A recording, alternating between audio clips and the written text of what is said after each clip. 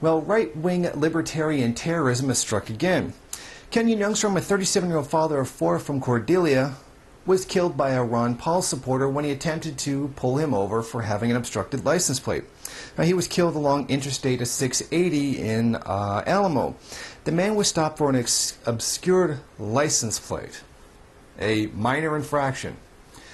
Thus, the Ron Paul supporter driving the car decided the officer needed to die for that, and proceeded to shoot him in the head when he approached the vehicle.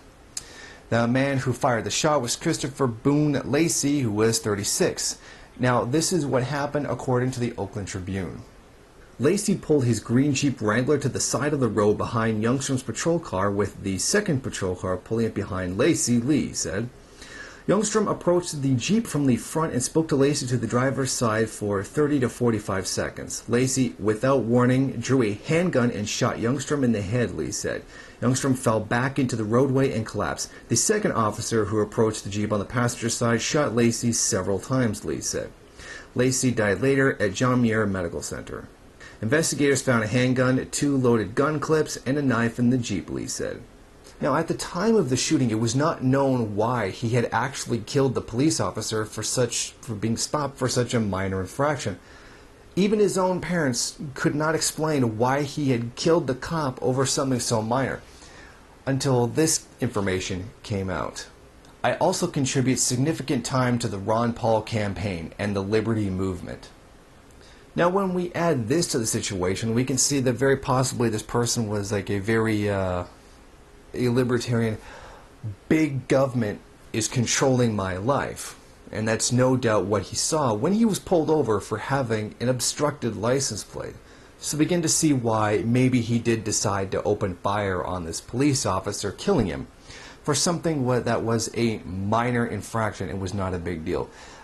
From various sources said that he was not known to the police, did not seem to have a violent past, yet he murdered a police officer over a small infraction. That was not actually something that could even be construed as an argument for freedom. This was a minor infraction.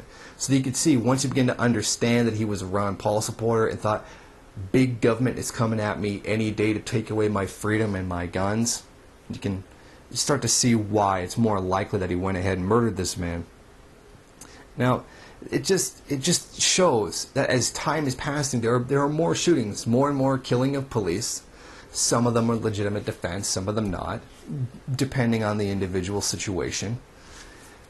That these are becoming, that we are entering a more and more acute phase in history. That this time in history, with the re-election of Barack Obama, the prevalence of such fanatical ideologies such as libertarianism, the sudden explosion of homophobia, and the sudden extreme rise of the Christian fundamentalism, shows that we are in a very acute phase of history right now, where the ruling social forces and ruling political ideas are really starting to be challenged at this point.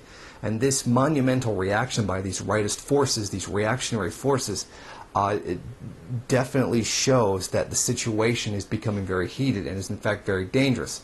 A lot of this right-wing mentality is finally being challenged in the United States, and this is a symptom of that being challenged.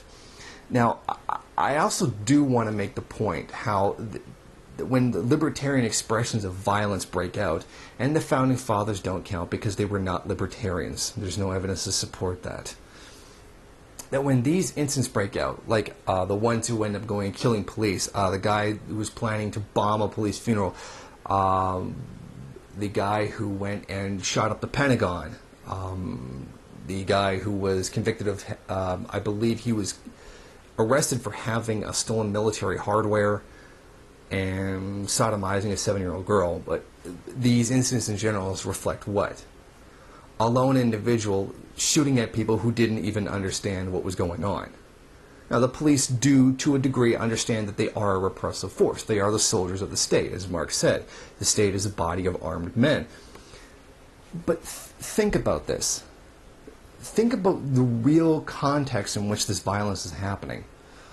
White, privileged, first world peoples shooting up a cop because he pulled him over for a license plate.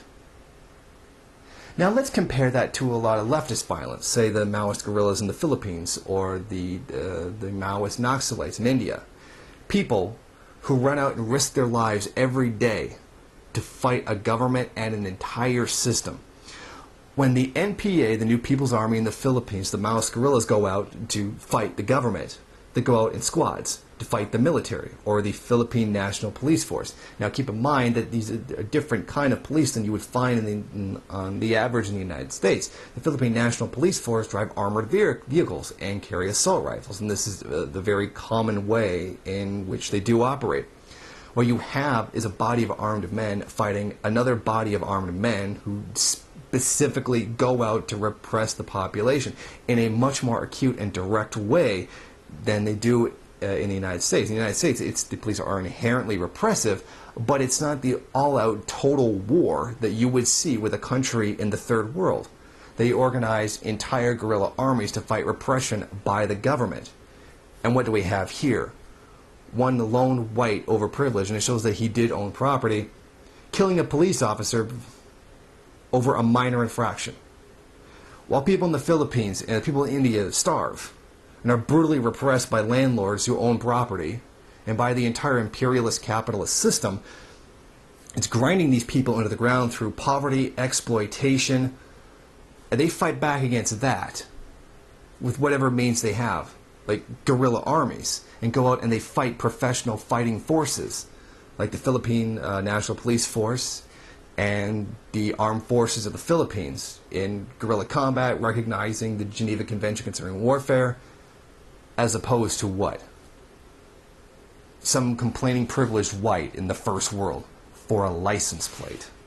I think that's a very good thing to keep in mind, not just for a comparison of the first world to the third world, to the privileged against those without privilege, but also keep that in mind when considering right-wing violence and left-wing violence.